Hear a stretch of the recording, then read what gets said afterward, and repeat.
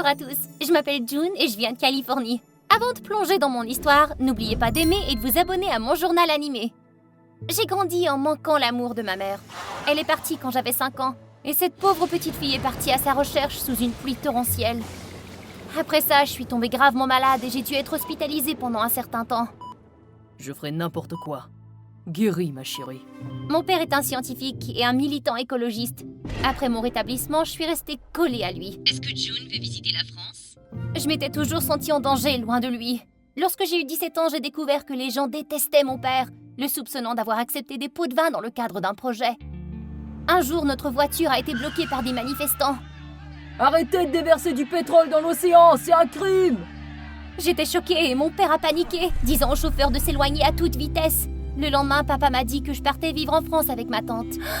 Mais je ne veux pas y aller, papa! Je suis dans le pétrin, chérie. C'est ce que nous devons faire, d'accord? Je ne veux pas que tu sois affectée par cette négativité. Tu es tout pour moi. Je savais qu'il s'inquiétait pour moi, mais sa décision était ma pire crainte. Vivre loin de mon père. Et en France avec une tante que je n'avais jamais rencontrée. Oh non, non! J'ai dit au revoir à papa avant de monter dans l'avion en essayant d'avoir l'air bien pour lui. Mais à l'intérieur, je tremblais de peur. C'était mon premier long vol toute seule. Ah! Ne me faites pas mal, je vous en prie! Quoi? Je fais que ranger mon sac. Oh, je suis désolée. Quand il s'est assis et a parlé au téléphone, j'ai réalisé qu'il était français. Waouh, son accent est vraiment cool. Attends, je crois que quelqu'un me regarde. Il s'est penché pour regarder et ça m'a fait rougir. Oh, j'aimerais pouvoir disparaître. Oh, ce n'est rien. Quelqu'un est ébloui par mon physique, c'est tout. Qu'est-ce qu'il a dit? Pas du tout. J'étais juste curieuse de qui il était. Qui aurait cru que je rencontrerais un cinglé? Aussi beau était-il. J'avais un mauvais pressentiment pour ce voyage. Monsieur, je peux m'asseoir à côté de la jolie dame? Je veux être au milieu. Et où sont tes parents? Ma maman, elle est assise tout à fait là-bas. Dis-le comme ça. Voulez-vous changer de place avec moi, s'il vous plaît? Voulez-vous changer de place? N'oublie pas, s'il vous plaît. S'il vous plaît. Non. Oh, ce qu'il est affreux! Le gamin a fini par retourner à sa place en grognant. Oh, plus de 7 heures passées à côté de ce cinglé. Lorsque l'avion a décollé, des éclairs ont traversé le ciel et il a commencé à pleuvoir. Je me sentais si anxieuse, mon cœur battait la chamade et j'avais du mal à respirer. Hé, est-ce que ça va? Incapable de parler, je me suis contentée de secouer la tête. Je n'ai pas peur des hauteurs ni de voler, je redoute juste qu'il m'arrive quelque chose et que je ne revoie plus jamais papa. Alors que j'étais sur le point de pleurer, une main a saisi la mienne. J'ai levé les yeux et le grossier personnage me regardait avec inquiétude. Tiens ma main. Tout va bien aller. Je suis restée sans voix, me contentant de serrer sa main. Heureusement, l'orage est passé rapidement et le ciel s'est dégagé. Mais je me sentais tellement gênée que je suis restée silencieuse pendant le reste du vol. À l'atterrissage, j'ai essayé de rassembler mon courage pour le remercier, mais il avait disparu. Je ne connaissais même pas son nom. Sur le chemin de la maison de ma tante, j'ai vu Paris. Une ville à couper le souffle. Dès que ma tante m'a aperçue, elle m'a serré fort dans ses bras. Oh ma chérie, tu as dû avoir très peur. Reste ici jusqu'à ce que ton père arrange les choses, d'accord? J'ai souri et j'ai acquiescé. C'est alors que j'ai rencontré mon cousin. Si grand et si sexy. Théo, tu ne l'as jamais rencontré, mais voilà June. Lorsqu'il s'est approché de moi et s'est penché sur mon visage, j'ai reculé maladroitement. Petite idiote, c'est ainsi que les Français se saluent. Tu veux lui faire le tour de la propriété, Théo? Oh là là, tout était si étrange, mais j'espère que je m'y habituerai bientôt. Ça va sûrement être un peu difficile. Le lendemain, Théo m'a préparé un petit déjeuner avec du pain, de la charcuterie et du beurre. On ne peut pas oublier les croissants. Un café, tu dis? Oh, non merci. Tout est si beau ici. Ce serait parfait si papa était ici. J'aimerais vraiment que tu sois ici, papa. Une fois que tout sera calmé, c'est promis. Profite bien de ton séjour en France, ma chérie. Même si papa disait que les choses allaient mieux, je n'arrêtais pas de m'inquiéter pour lui. Oh allez, ma fille. Tu es dans l'une des plus belles villes du monde. Laisse tomber les blues. J'ai quelque chose d'encore mieux à te montrer. Ça t'intéresse? Théo m'a ensuite emmenée dans un stade. Et là, oh mon Dieu, il y avait un tas de beaux mecs qui se tenaient là. Des anges tombés du ciel. Oh, ça c'est mon équipe de foot. Ils m'ont dit que ce serait super si je pouvais t'amener aujourd'hui. Je parie que j'étais rouge comme une tomate quand ils se sont retournés et m'ont fait signe. Est-ce qu'ils vont me faire une salutation à la française? Un type assis au loin a attiré mon attention. Est-ce qu'il est dans l'équipe de Théo? Oh, c'est Raphaël, mon meilleur ami. Mais il est un peu froid avec les filles. Mais t'inquiète, il suffit de l'ignorer. Hé Raphaël, c'est l'heure d'aller sur le terrain. Mais quand il s'est retourné, j'ai eu le souffle coupé. C'était lui, le type dans l'avion. Alors ça, j'y crois pas. Raphaël, ça boum. Je bégayais, incapable d'expliquer cette coïncidence, mais il passa devant moi comme s'il ne me connaissait pas. Allô? Pendant que tout le monde jouait, je ne pensais qu'à Raphaël. Froid? Il n'avait pas l'air comme ça ce jour-là. J'ai appris plus tard que Raphaël était le fils unique d'un magnat du pétrole.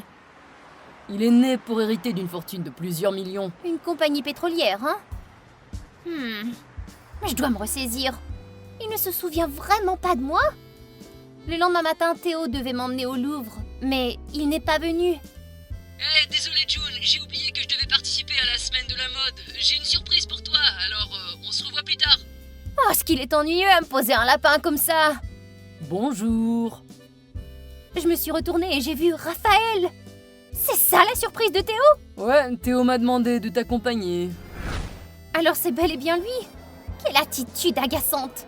Pourquoi tu m'as ignoré hier? Je croyais que je voyais ton jumeau! Théo a dit que t'étais froid avec toutes les filles. Pourquoi es-tu si... Ah, eh bien, peut-être parce que t'es plus agaçante que la plupart des filles. Toi! Chut, tais-toi ou on va se faire expulser d'ici. Je me suis perdue dans l'admiration de l'art. Tous ces chefs-d'œuvre. Puis mes yeux ont accidentellement rencontré ceux de Raphaël. Il avait l'air si doux, comme avant. Hein? L'enfant a pleuré fort lorsque Raphaël l'a interrogé. Il avait peut-être perdu ses parents? Hé June, tu veux le surveiller? Je vais aller chercher un garde. J'ai acquiescé. Il était si attentionné, totalement différent de son attitude d'avant. Ne pleure pas, petit. Nous allons retrouver tes parents, d'accord? Oh mon fils! Elle a l'intention de l'enlever! Où sont les gardes de sécurité? Oh! Son attitude m'a fait penser qu'un malentendu se préparait. Je ne savais pas quoi dire. Soudain, elle m'a attrapé la main et a crié « Police! Police! Vous allez me livrer aux flics, mais je n'ai rien fait de mal, madame !» Laissez-la partir. J'ai couru et je me suis cachée derrière Raphaël. Que se passe-t-il? T'inquiète pas, je suis là, d'accord? Raphaël m'a pris la main et s'approcha d'eux. L'expression de la femme se détendit, puis elle prit un air effaré. Finalement, elle s'est excusée et nous a tendu 2 billets. Ah, elle nous a donné des billets pour Disneyland Paris en guise de remerciement. Bon sang! Heureuse que ce n'était pas un gros malentendu. Nous avons passé presque une journée à Disneyland Paris jusqu'à ce que nous soyons affamés. Raphaël m'a alors emmené dans un restaurant chic où j'ai dégusté toutes les spécialités, à l'exception des escargots. Ça va prendre un peu de temps. Alors, tu aimes bien les enfants? Pourquoi t'as pas cédé ta place à ce petit garçon dans l'avion? Ça serait sûrement parce que je voulais m'asseoir à côté de toi.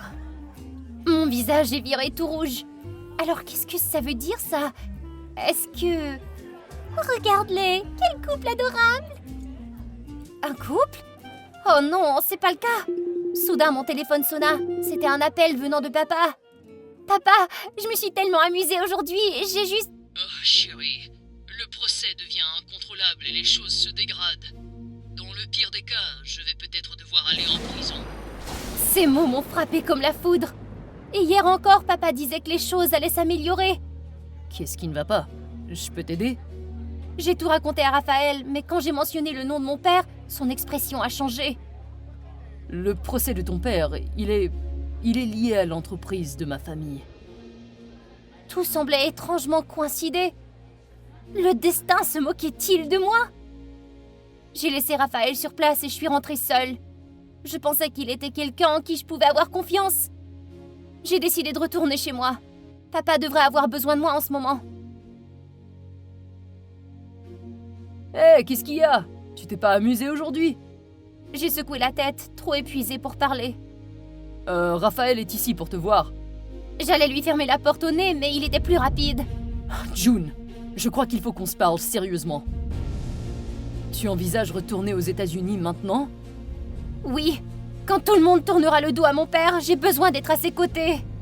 Écoute, si tu crois que ton père est innocent, je peux t'aider à découvrir la vérité.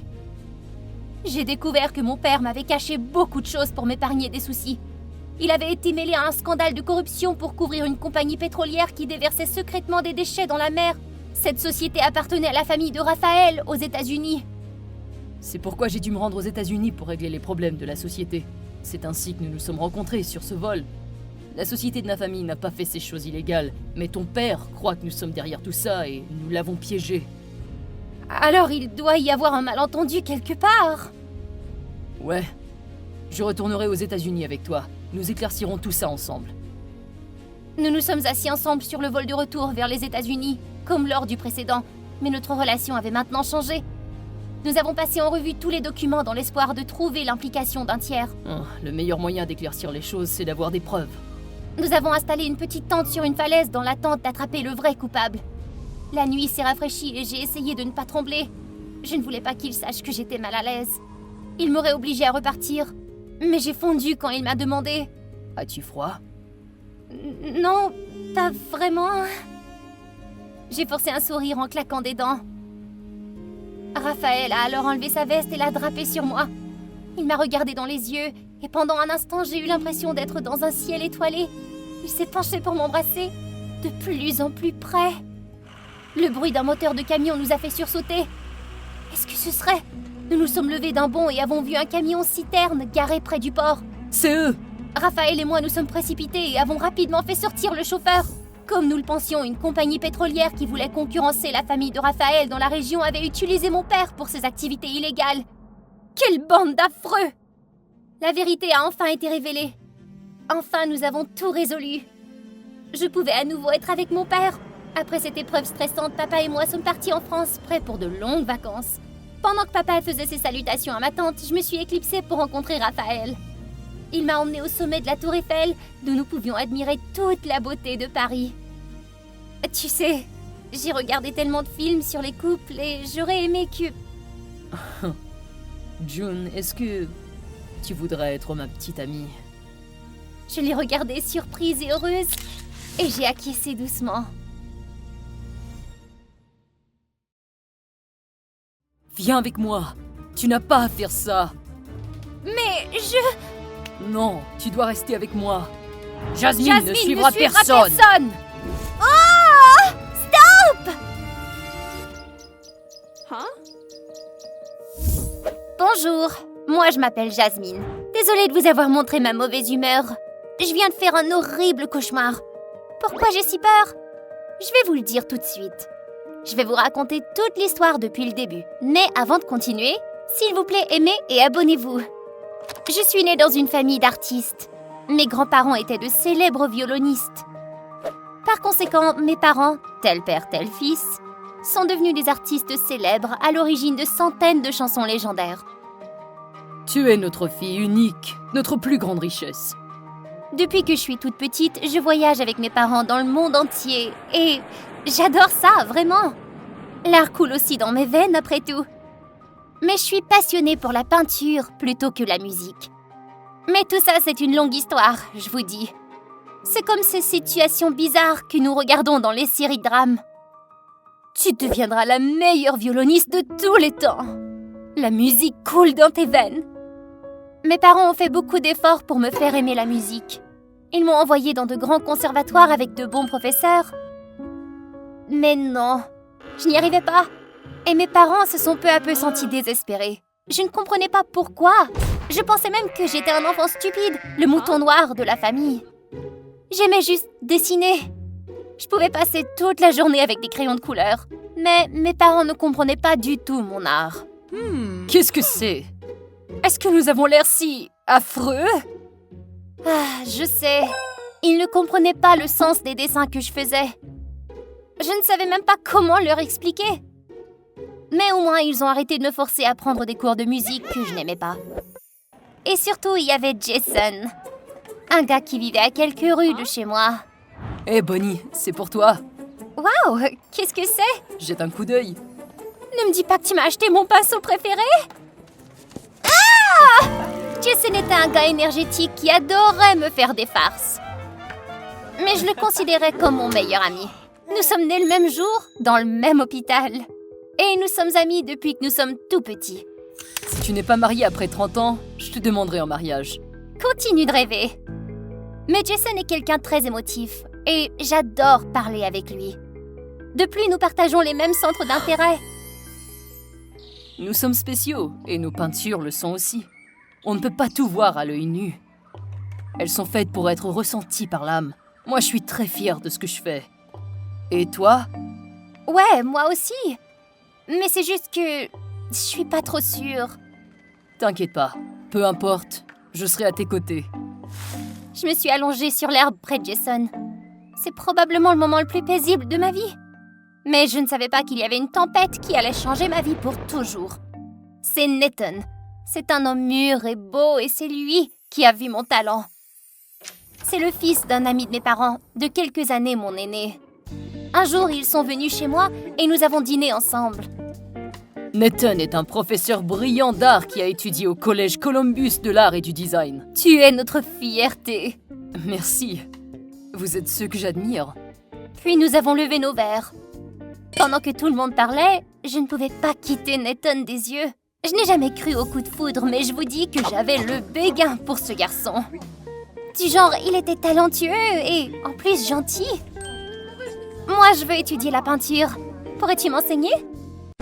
Tout le monde est resté silencieux pendant quelques secondes, ce qui m'a fait rougir.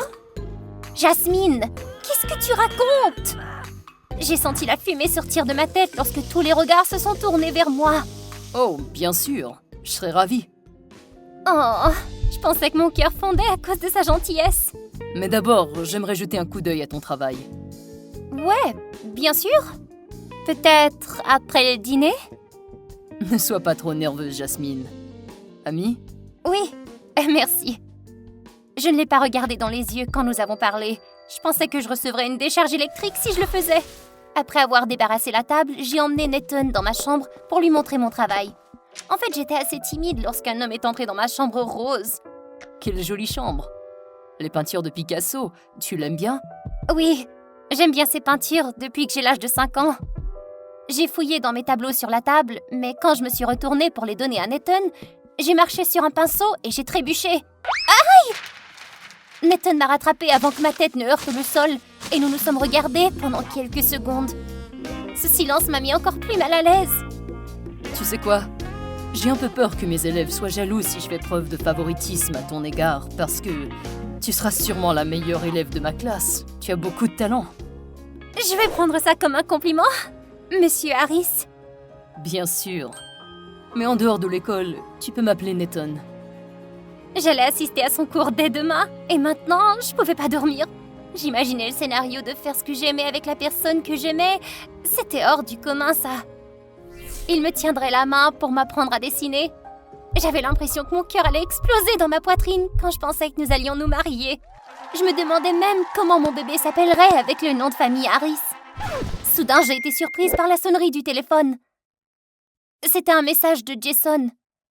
Le lendemain, quand je suis arrivée en classe, Nathan a ouvert la porte pour m'accueillir. Bienvenue dans ma classe. J'espère que j'apprendrai à te connaître. Ne sois pas timide, parce que tu m'as moi ici. Nathan était très surpris de voir Jason. Jason est mon meilleur ami. Il est aussi très doué pour le dessin. Alors, Monsieur Harris... C'est bien. Allez, je vais vous présenter à tout le monde. Pendant le cours, Jason n'arrêtait pas de me taquiner tout au long. Jason, rends-moi ce pinceau, allez!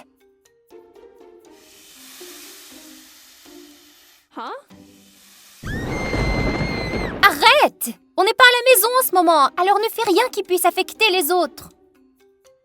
Je ne savais pas que t'étais devenue aussi ennuyeuse.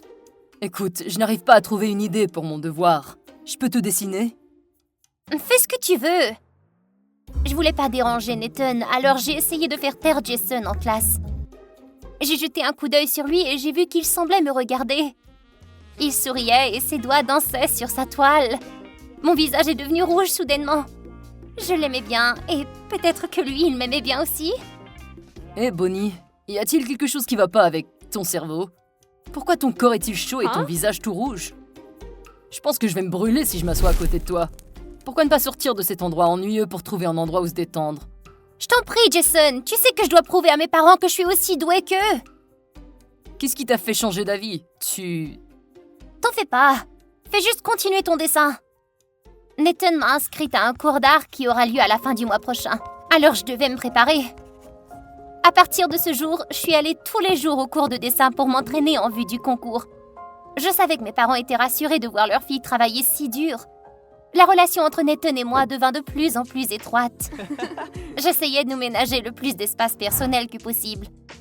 J'arrivais tôt en classe et je restais volontairement plus tard jusqu'à ce que tout le monde quitte. Comme prévu, il me proposait de rentrer chez moi. Il est temps de rentrer. Ce n'est pas prudent pour une jolie fille d'être laissée seule en classe. Je vais te raccompagner, si tu le veux. J'ai quelques cadeaux à envoyer à tes parents. Ouais, le poisson mordait à l'hameçon. Maintenant, tout dépendait de mon ingéniosité. Oui, monsieur Harris. Je veux dire, Nathan. J'ai pris la parole pour rompre le silence.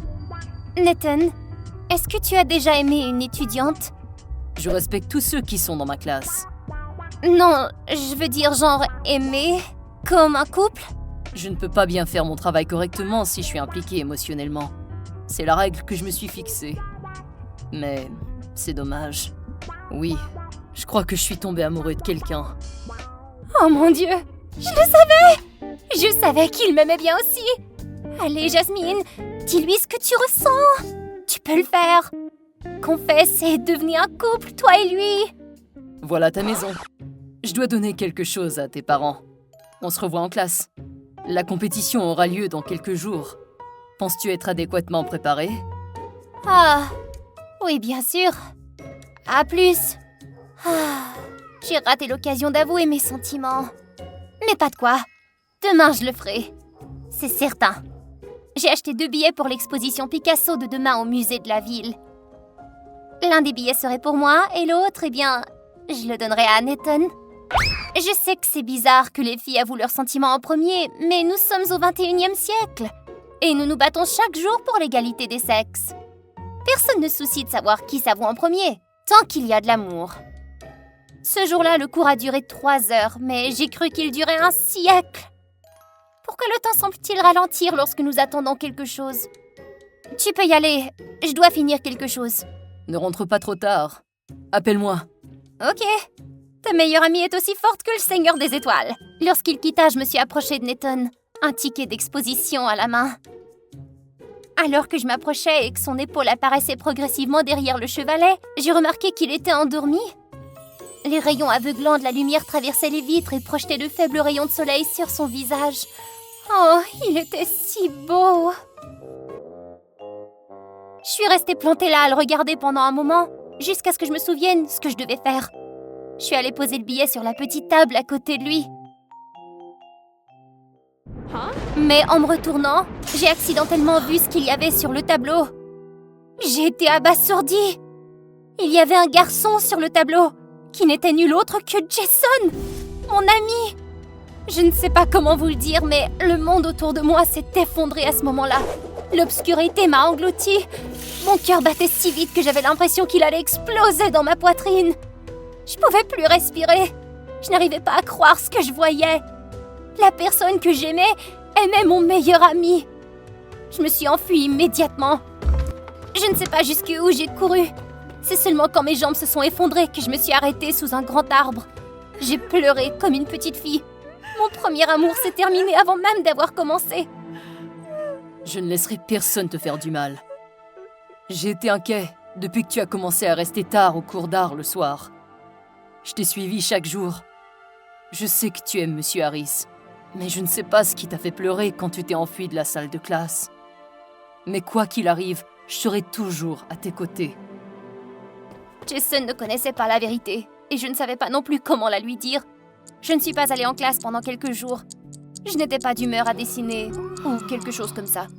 J'ai éteint mon téléphone parce que je ne voulais parler à personne, pas même à Jason. Jasmine, réponds-moi, je t'en prie. Le concours aurait lieu demain et je ne savais même plus si je voulais y aller. Ce soir-là, j'ai allumé mon téléphone et j'ai reçu de nombreux messages de Jason. Et il y avait aussi un message de la part de Nathan. S'il te plaît, viens demain. Pour moi. Quand je suis arrivée le lendemain matin, je trouvais Jason assis au premier rang. Jasmine, fais de ton mieux. Jasmine est numéro 1. J'ai souri. C'était un sourire rare après quelques jours où j'étais en larmes. J'allais faire de mon mieux. Pour Nathan et pour Jason. Ce jour-là, j'ai obtenu la 2e place au concours d'art de la ville. Jason s'est précipité sur la scène et m'a serré dans ses bras. Cette fois, je lui ai retourné son étreinte chaleureuse. C'était incroyable! Bravo, Jasmine! Quand mes parents sont venus me donner le bouquet de félicitations, j'ai soudain vu Nathan. Il m'a regardé de loin en silence et en souriant, puis il a disparu dans la foule. Quelques jours plus tard,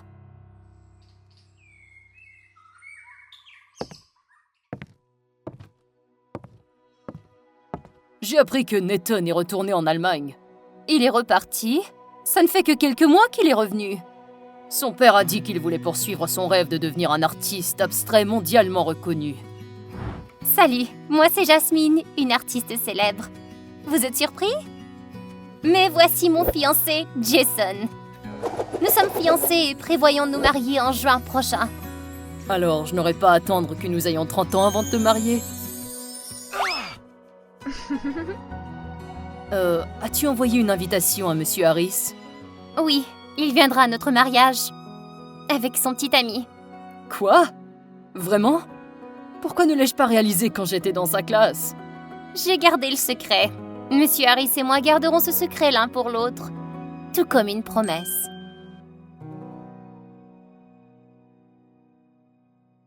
Dans la pièce faiblement éclairée, je me suis retrouvée face à face avec Hazel. Tu m'intrigues? Comment tu t'es retrouvée coincée ici aussi? Pour faire court, chaque fois qu'un élève désobéit et met la directrice en colère, elle me punit aussi. Je ne sais toujours pas pourquoi. Mais c'est injuste! Alors, t'as été entraînée là-dedans à cause de moi? Ça m'est égal. Ce qui compte, c'est que tu veuilles bientôt sortir de cette pièce, pas vrai? J'ai hoché la tête comme une folle sans avoir besoin d'y réfléchir à 2 fois. Hazel s'est approchée et m'a chuchoté un plan d'évasion. Hein? C'est un vieux truc, ça? Ça va fonctionner, tu crois? Fais-le, c'est tout. 30 minutes plus tard, j'ai commencé à crier à tue-tête et à frapper les murs autour de moi. À l'aide! À l'aide! Hazel s'est évanouie! Et à ma grande surprise, ça fonctionnait! La porte s'est ouverte et 2 hommes costauds se sont précipités pour porter Hazel dehors. Je les ai suivis, mais je me suis retrouvée à nouveau face à la directrice. Hazel s'est évanouie de faim. Voulez-vous vraiment que tout le monde dans cette école sache que vous mettez en danger la vie des élèves? J'ai vu la directrice froncer les sourcils. C'était la première fois que je voyais une expression sur son visage. Quel miracle! Sentant une opportunité, j'ai continué à pleurnicher jusqu'à ce qu'elle accepte de me retirer mon carton rouge et de nous renvoyer toutes les 2 au dortoir. Dès que Hazel et moi sommes rentrés, Cory s'est précipité sur moi. Emma, est-ce que ça va bien? J'étais tellement inquiet. C'est bon, pas la peine de s'énerver, petit. C'était juste une astuce pour sortir de cette chambre. Si quelque chose t'arrivait, je préférerais mourir. Pourquoi? Nous n'avons rien à voir l'un avec l'autre. Je t'aime bien. Genre beaucoup. Ce gamin? Ne m'appelle pas gamin, je suis un adulte. Je peux faire tout ce que je veux. Au milieu de tout le chaos auquel je faisais face, je ne pensais pas être prête à me confesser à ce moment-là. Je veux m'échapper d'ici, de cette école effrayante. Aide-moi! Cory a eu l'air surpris, puis a baissé la tête en silence. Je me suis détournée me sentant un peu coupable, mais trop épuisée. C'était assez pour aujourd'hui. Dans les jours qui ont suivi, Hazel et moi avons commencé à parler davantage. Il s'avérait qu'elle pouvait rire de mes blagues idiotes et qu'elle se joignait à nous pour dire du mal de la directrice. Et pour éviter à Hazel d'avoir des ennuis, j'ai cessé d'être rebelle. Tu sais, si tu suis les règles, tu auras une vie normale et tu pourras rentrer chez toi plus tôt. Hazel avait peut-être raison. S'intégrer était le seul moyen de sortir d'ici.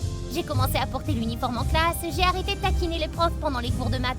La directrice me regardait toujours avec ce visage inexpressif, mais je savais qu'elle était contente. Un après-midi, nous avons tous les 3 été chargés de nettoyer un vieux débarras. L'endroit était poussiéreux avec des chaises empilées les unes sur les autres et quelques vieilles statues en plâtre couvertes de toiles d'araignée. J'ai poussé un soupir et je me suis mise au travail. Si seulement nous avions de la musique, le nettoyage serait tellement plus facile. Pour rompre la monotonie, j'ai couru vers une grande statue de bronze dans le coin de la pièce et j'ai appelé mes 2 amis. Dans les contes de fées, si tu tords la tête d'une statue, une pièce secrète s'ouvre. Ouais, c'est ça. Ça n'arrive que dans les contes de fées. J'ai distraitement tordu la tête de la statue, mais à ma grande horreur, elle est tombée par terre. Hazel n'a pas pu s'empêcher de rire en voyant mon visage pâlir. Tout ce qui est ici est bien trop vieux. Puis un profond grondement a retenti et le mur de derrière s'est lentement ouvert, révélant une pièce secrète. Ça alors? Nous sommes restés là totalement abasourdis. Nous avons tous les trois échangé des regards, ne sachant pas s'il fallait s'aventurer à l'intérieur. Nous avons finalement tiré à pile ou face. Face, on entre, pile, on se tire. D'accord? La pièce est tombée sur face. Notre décision était prise. Le couloir à l'intérieur était étroit et humide. J'ai dû me pincer le nez pour ne pas éternuer. On n'aurait pas dû entrer. Chut! Sinon, on va passer notre vie à se demander ce qu'il y a là-dedans. Exactement, elle a raison. Nous pourrions nous faire punir. Nous sommes entrés dans une pièce remplie de vieilles photos, de médailles militaires et de documents, tous recouverts d'une épaisse couche de poussière. On aurait dit que nous allions recevoir une leçon d'histoire ici. La directrice était autrefois officier. Regarde, quand elle était jeune, elle portait un uniforme. Et maintenant, elle est devenue une vieille dame grincheuse.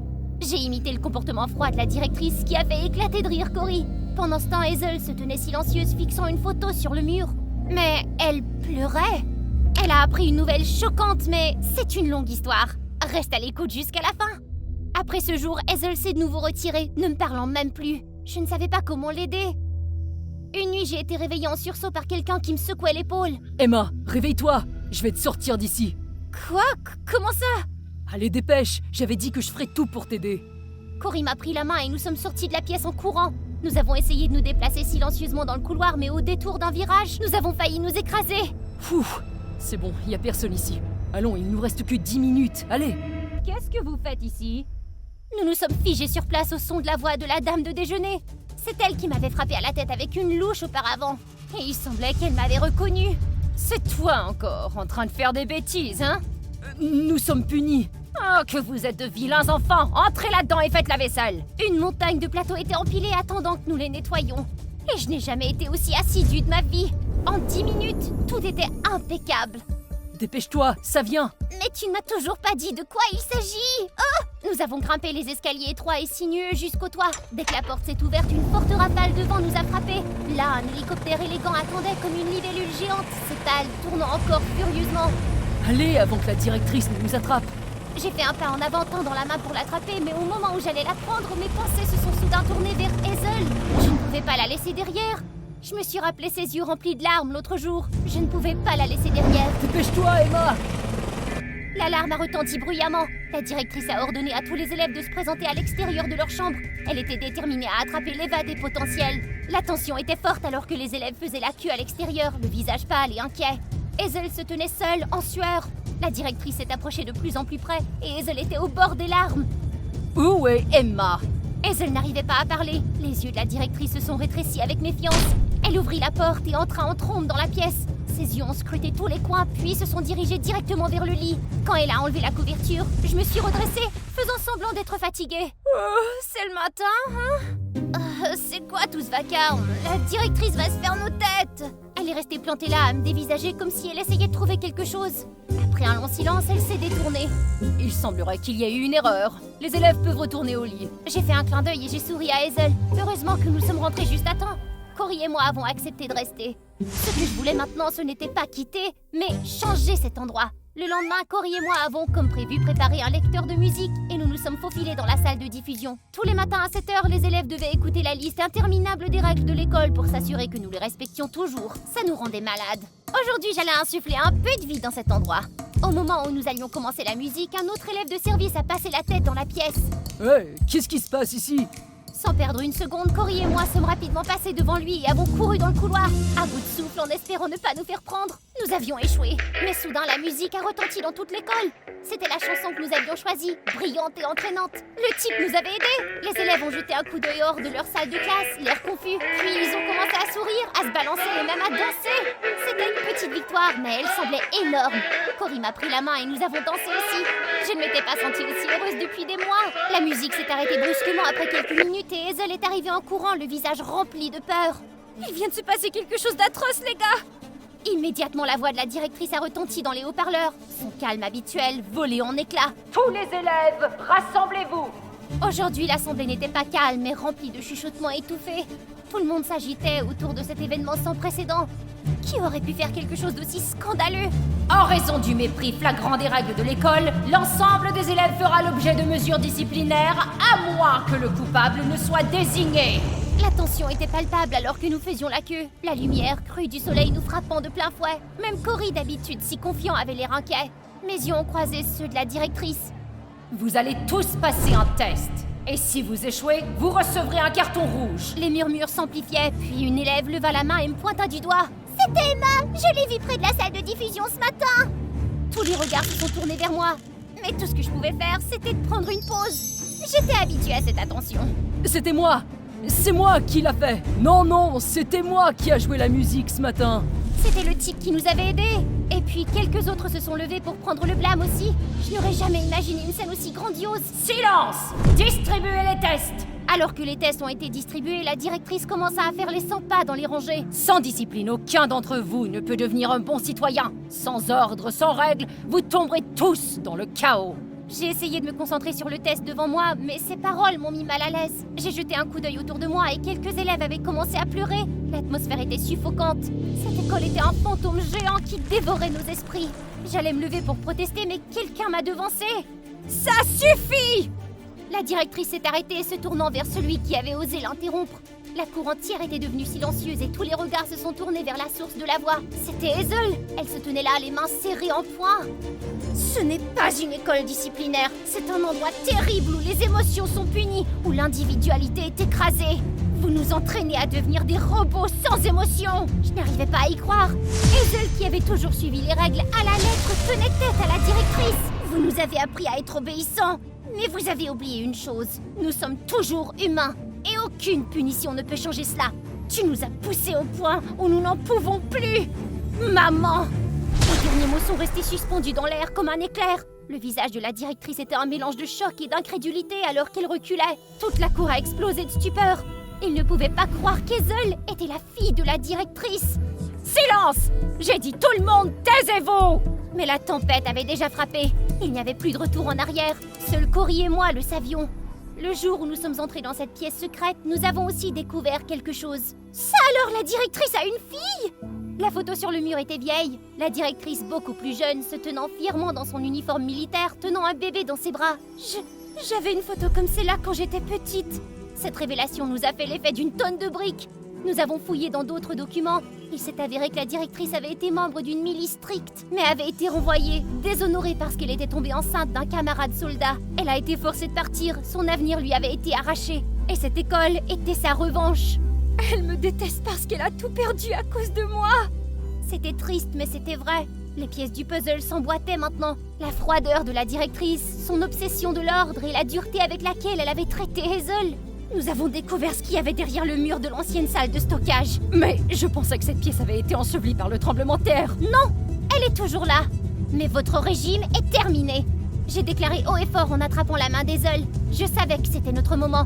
Cory, qui souriait d'une oreille à l'autre, a pris la feuille d'examen, l'a froissée et l'a jetée en l'air. Un à un, les autres élèves ont suivi, leurs copies voltigeant comme des confettis marquant la fin d'un régime sévère. Après tout, j'ai compris que fuir n'était pas la solution. Ma famille n'est peut-être pas parfaite, mais elle tient à moi plus que tout. Et au moins, ils ne me laissent pas souffrir de faim. Il est peut-être temps que j'arrête de les combattre et que j'apprenne à les aimer. Nous avons tous sursauté lorsque nous avons vu les portes d'entrée s'ouvrir. À travers la poussière et les décombres, j'ai vu mes parents se précipiter à l'intérieur. Ils sont venus pour moi. Les yeux de ma mère étaient pleins de larmes et elle m'a serré très fort dans ses bras. Nous avons tellement eu peur, Emma. Nous ne pouvions pas te joindre. Il a presque mis le monde sans dessus dessous en essayant de te retrouver. J'ai jeté un coup d'œil à mon beau-père qui se tenait là. Il semblait sourire. Avoir un nouveau père n'était pas aussi grave que je le pensais. Hazel s'est approchée sans dire un mot et m'a serré fort dans ses bras. Un remerciement silencieux pour tout. J'ai parlé d'Hazel à mes parents et ils ont accepté de l'adopter. Alors, on dirait que tu as à nouveau une colocataire? Hazel s'est effondrée, pleurant à chaudes larmes. Cory, mon brillant et loyal partenaire dans le crime, s'accrochait à sa riche famille. En me voyant regarder, Cory s'est précipité. Il a hésité un instant, puis a écarté les bras, espérant manifestement un câlin. Mais au lieu de ça, je me suis penchée et je l'ai embrassé sur la joue. Merci Cory, d'avoir toujours été là pour moi. Son visage est devenu rouge comme une tomate et nous avons tous les deux souri, plus heureux que jamais.